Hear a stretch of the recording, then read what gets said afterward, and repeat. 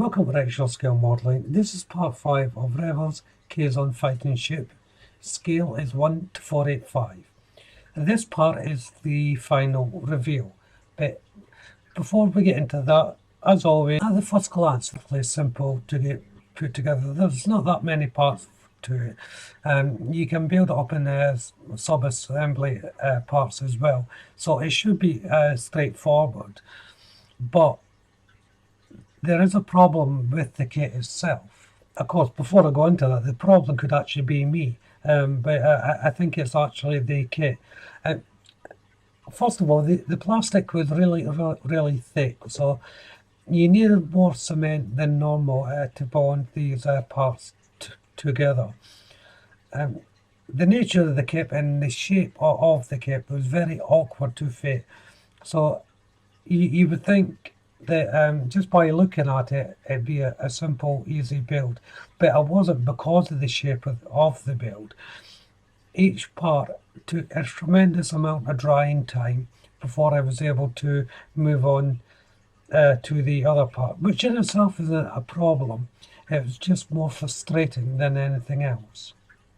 But the two main issues that I had with the kit was there was a tremendous amount of gap issues within each component.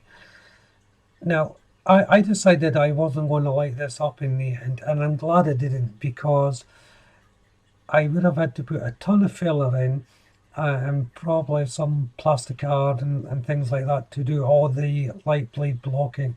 It would have been far too much effort for a simple kit. And plus the fact there's not that many areas for the light to come through. There's only a few little windows, and the engines as well. The rear of the ship, it just didn't really worth putting the LEDs in. However, on the main kazon ship, in contrast, there is a lot of windows on that ship. So that would be worth lighting up. I don't have that one, unfortunately. I only have the fighter. Now, it could also be said these gap issues that I found were meant to be there. I'm not really familiar with building this ship. I've never built it before. But it just seems strange to me that there were so many gaps. Maybe they were meant to be like that, I'm not sure, but I doubt it. I think overall it could have been designed better. The other main issue I had with the kit were the instructions themselves. Now, to be fair to Revell, these are the older type instructions, and the illustrations are not 100% clear. When a part needs to go onto multiple contact points, and then on different levels, particularly the stabilizer and so on, the instructions aren't really clear. I would have, even if they couldn't get a proper illustration for these areas, maybe just a little wording on the panel on the instructions to explain where it goes, something like that, because it can be quite difficult to fit these parts because of that.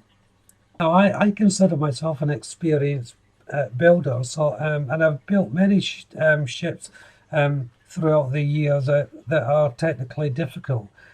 But if I'm having problems with this kit, then I would imagine a few people may have problems with it. But as I said, it could just be me. However, saying all that, I did actually enjoy the build. Now, I know that sounds strange, but I did enjoy the build. One, because I'd never built it before, and two, it did actually challenge me. So in that respect, it was a good kit to build. So I'd recommend this kit for intermediate to experienced builders. If you're a beginner, or you may find it difficult to build this kit, you may not get the look that you're trying to achieve just because of the nature of these paddles going together. And that doesn't necessarily mean to say you wouldn't be able to do it, but it may prove a little bit harder challenge than you realise. So I'm not saying don't get this kit. If you want a challenge, then do so. Just be well aware that it does have issues, and you may have to work at it to get the look that you want. So before I jump into the final reveal, why don't you go over and check out the channel for my other builds? There may be something there that will pique your interest. If not, drop me a comment and see what you'd like to build, and I'll see if I have or can get a hold of the kit and see if I can build it for you. If you subscribe to the channel, if you haven't done so already, please do so, and make sure you hit the notification bell. That way you'll be kept up to date with all the future builds as well, especially if you mention a kit you would like to build. That'll flag up so that you would know that I've started something that you may want to see. Hit that like button, don't be afraid to leave a comment, and of course you can share the video. So I hope you enjoyed the final reveal. Oh, I should point out on the final reveal, like the Voyager build, I've used the same backdrop, so the starry backdrop that I created I bought some Star Galaxy type posters and attached it to some card and made a backdrop like that and placed them on. I've also photographed it with Voyager, and I may just chuck in one of those photos so that you can see as well. But that's enough from me. I hope you enjoyed the build, the final reveal, as I said, and I'd like to take this opportunity to thank everyone who watches and subscribes to the channel. It is very much appreciated. But until my next, bye for now.